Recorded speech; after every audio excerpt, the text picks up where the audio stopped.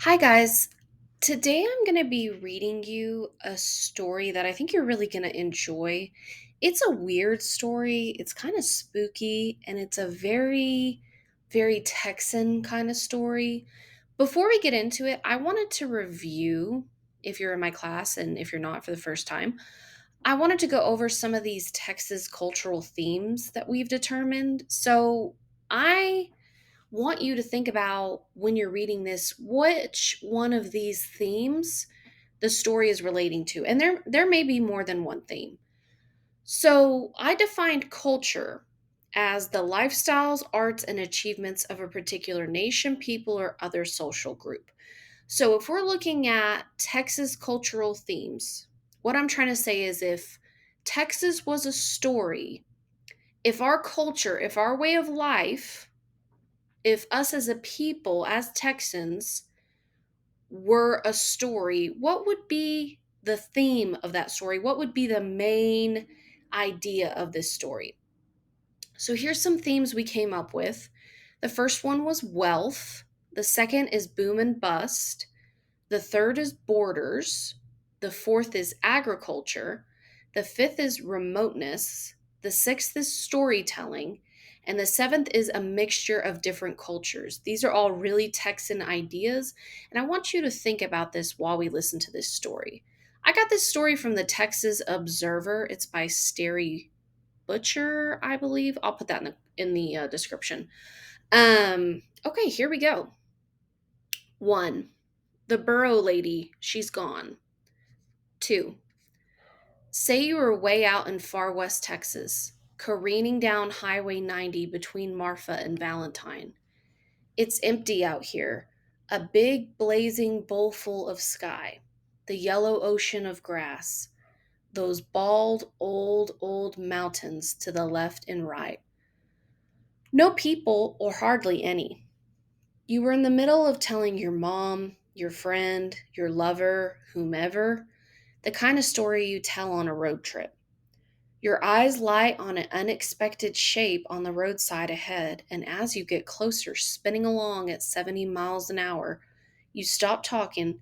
Your mom or your friend or whoever is looking now too at the elephantine hump that's moving steadily down the bar ditch, and you realize, hey, that's a woman on a burro.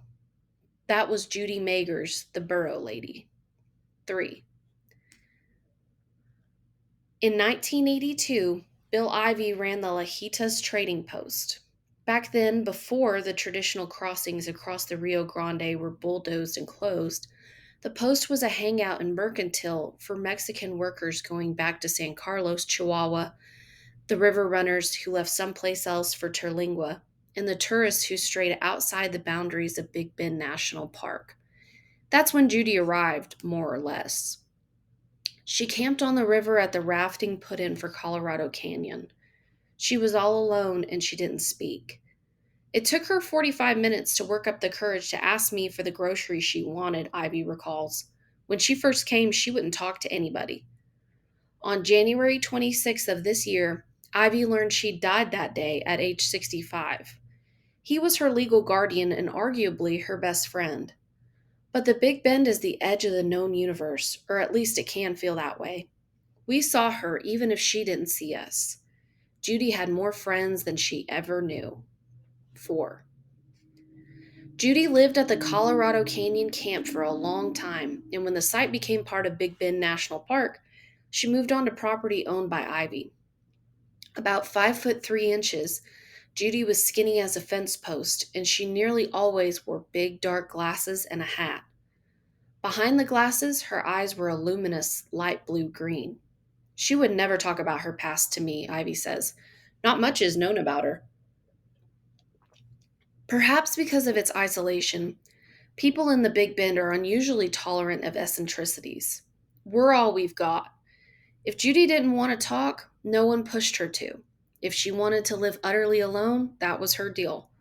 Gradually, she became somewhat more social. I was fortunate to see her blossom, Ivy says. For years, she wouldn't talk to anyone but me, but over time, she became more trusting. It was in sometime in the 80s, that she acquired her first burro, and with it she became increasingly nomadic. Her home was the Big Lonesome. Alone with her burro, she roamed the bar ditches from Terlingua to Marfa and from Marathon to Sierra Blanca. She carried whatever she required on the back of her donkey, and he was ever laden with a tangled heap of tarps, blankets, trinkets, and utensils. There seemed to be things, less tangible things, she carried that were heavier than cook pots and blankets. While she occasionally visited a little with friendly folks about saddles or animals, Judy rejected most conversation, certainly with strangers. She traveled a singular path for reasons known only to her, and what secrets she had remained secret. She earned new names since not many people knew her legal name. Most called her the Burro Lady. Her bearing in the saddle was erect, almost regal, and the stately image was heightened by the burro's majestically slow pace. A friend once told me his family called her La Reina, the Queen. It was what we called her in my household. For years, this is how it was. She'd spend a winter camped outside Marfa, hang out a few days near Alpine, and next appear 100 miles away at a truck stop in Van Horn. She'd disappear from the area for weeks or months, then be spotted near Deming or Sierra Blanca or Terlingua.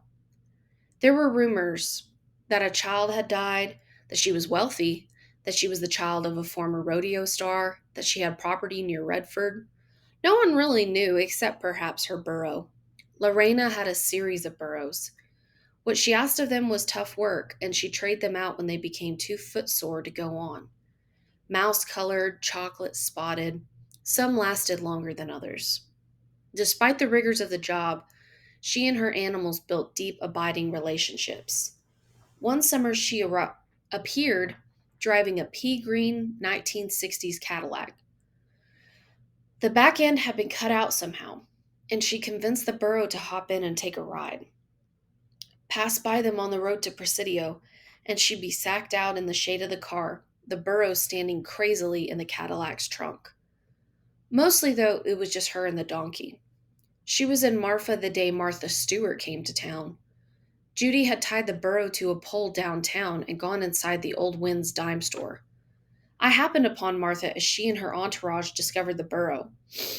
Lorena, at that time, had developed a collection of plastic Pepsi bottles and metal spoons, and dozens of each hung off the burro's pack. He was tied with bits of string pieced together, and he could have walked off any time he chose. Martha and her friends didn't mean any harm, but as they fingered the objects on his back, petted him, and posed for pictures, I asked them to move on, and I told them that his owner wouldn't appreciate their messing with the burro.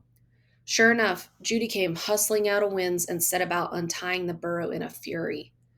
By the look she threw me, her face suffused with anger and betrayal, I know she didn't realize I was trying to help. It's okay. Lots of people tried to help. Everyone I've talked to has a story about her, and they've all watched after her, Ivy says. Judy's last burro was Merle. A convenience store in Alpine saved up green lollipops that he liked, although that was about as much charity as Lorena could stand.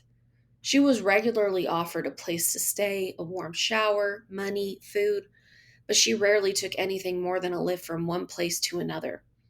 Becky Dean Walker, the county judge in Hudspeth County, rigged a 55-gallon drum of water outside her ranch gate specifically for the burro lady and her donkey. Oh, you shouldn't have done that, Judy told the judge. Every time Lorena stayed on Walker's land, she'd sprinkle change at the water drum. If I didn't pick up the change, she wouldn't water the donkey until I took it, Walker recalls. She didn't want to be a burden. This winter was a beast in far west Texas. It snowed, it iced, the wind bullied, and it was just cold. In the cafes, we wondered, what of Lorena? Judge Walker's phone rang. Judy Magers was dead. She had been camped at the roadside in Sierra Blanca. A passerby realized that she'd collapsed to the ground, and he rushed to her side and dialed 911. Help arrived within a minute, but she slipped away. The burro was braying. She wasn't alone when she died, Walker says. News of her death rocketed around the Big Bend. Ivy had long ago been established as her official guardian. He helped manage the Social Security checks she relied on, and he went through his records of her, looking for any scrap of information that would lead to a family member. Merle, the burro, went to stay with Walker. He grieved, she says. He cried for a day and a half, Walker recalls. I'd piled all his blankets in a pen, and he'd look under them for her, moaning, "It makes you cry."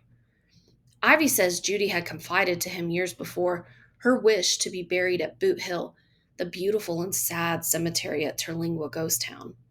She wanted her boots and spurs and her hat. A fund was established to pay for funeral expenses. Suddenly, a revelation. Detective work by friends and a dash of luck led to a daughter in South Dakota, who told of two more daughters, and two sons, and 11 grandchildren. They scrambled onto planes from South Dakota, North Dakota, Arizona, and California. They had not seen their mother in 20 years. As they drove into Terlingua late on Super Bowl Sunday, they encountered Ivy, who just pulled up with their mother's casket. Judy's children carried her coffin into St. Agnes, the church on the hill behind the town, and there she lay all night.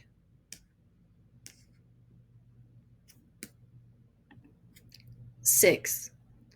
Who knows of loneliness, of hardship? What distances divide us?